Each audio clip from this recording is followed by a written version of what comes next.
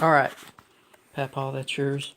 And I don't have the family tree on yours because of the changes I was looking to make to it, and plus 90% of it.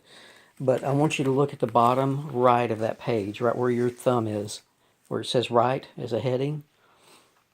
That's Yeah. Joseph and Elizabeth, 1780s, 1790s, and his youngest children. He had kids from 1757 to 1791 or 3. Judith was his baby, and Joseph was his oldest, I believe. It was either Joseph or Thomas.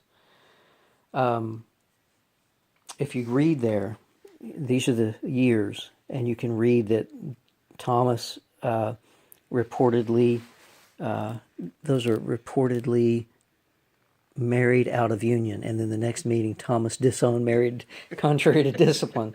So that was another one of our cousins that got kicked out of the Quaker family. You have another one that's Mary reportedly married to John Moreland, and then you have Nancy is now Johnson is disowned married out of union.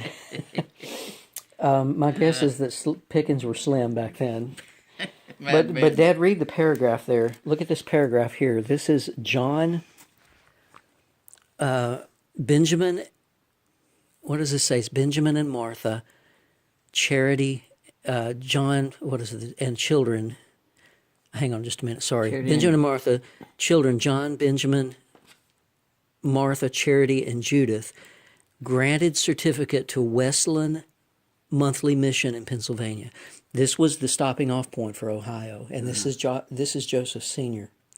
So if you keep reading, what does it say here? It says when the request for this was made, it says that Joseph and Elizabeth were included as children, and those are their children. But Joseph was denied because of obstructions, and Elizabeth because she deceased.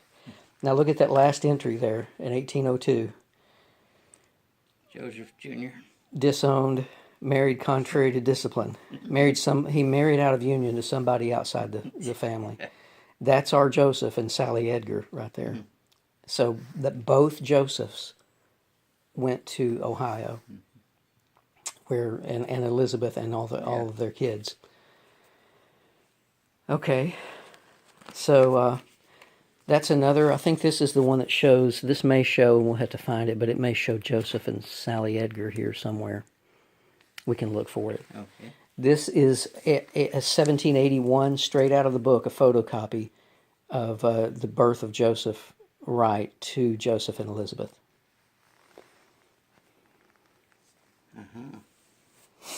So that's our Joseph right there. Yeah. Well, that's our first Joseph. Let's see. This is your DNA thing, and this is interesting, Dad. You have virtually 90% plus West Europe and Great Britain, just like Mom. But you have a little more Scandinavia, and you have a little more Iberian Peninsula in yours. But basically, like I told you the other night, we're white as toast. We're about as white as you can get. Western Europe and Great Britain, but that's where it narrows you down to. There's a little touch of Greece there, I think, and yeah, a little touch of Greece in there as well. So you have some Mediterranean in you as well, just a tiny bit. And the next 30 pages are going to go through how these places came to be, how they were settled, what their history is, to give you an idea of where you came from. So, and I call a lot of that fluff. It doesn't directly apply to you. It's in general with your DNA. So, but it's good reading. That looks just like him sitting on that reindeer. Anyway, my goal is to get our tree updated, yours especially, but also get the extra Joseph added into ours. Find out, oh, by the way, I have records of John and Mary Pace Wright living in Goochland County and giving birth to all those children who are on our family tree. Anne and Mary. Anne and Mary were born in the mid to late 1760s. Joseph born in 1757. I think he was maybe the oldest. Then you had John and I forget who else. Thomas. Were all of these others born around that time. Nancy was born during that time. So it's very, very evident. Plus, they were christenings, and since Quakers don't do christenings, you know that they were not a member of the Quaker Church. John and Mary weren't. Joseph became a Quaker, and then promptly all of his kids married outside of the Quaker Church. But anyway, that's about it. That's about what I've got so far. Neil, But- I appreciate it, and that's a lot of work. It is. Well, I'm glad not just to find out about the DNA part, but to be able to use that to get in touch with some of your cousins. And Yeah. you know, I found a cousin that was in Oklahoma, Dad, that grew up. Well, she had family in Amity, and I got to looking through there, and she's related to on the Grant side to us. And Ancestry found this through DNA, not through a family tree. And Mom, the same with you. There's a lot of people there, and I've contacted if you haven't heard back from, but it listed quite a few cousins all over the country that may be related to Little you. Rock. No, country. There's a big auto dealership in Little Rock called the Fitz family. I've often wondered about them because that name's not real common. Well, there was a Sean Fitz I went to college with from Little Rock. Copy this down. That's that long in California that called me on the bottom of that page. And Larry telephone Long, number. cousin.